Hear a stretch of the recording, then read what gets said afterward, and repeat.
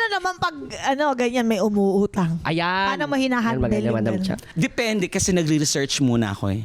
Ayan, tandaan ninyo ha, bago kayo research. magpautang sa mga kaibigan nyo o hindi nyo pa kilala, mag-research kayo. In what sense? Oh, yan.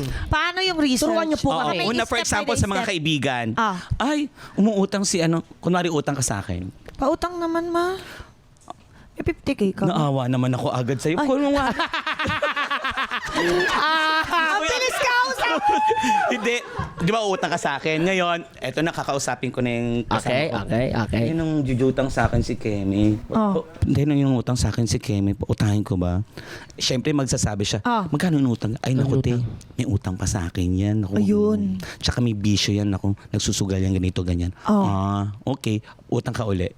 Mapautang naman 50K. Ay te, pasensya na kasi ang daming bayaran. Nanay ko, nangina naman ng mga pambili ng gamot. Tapos ang daming mga bayarin na naman. Oh. Pasensya na. Kapit lang girl, kapit lang.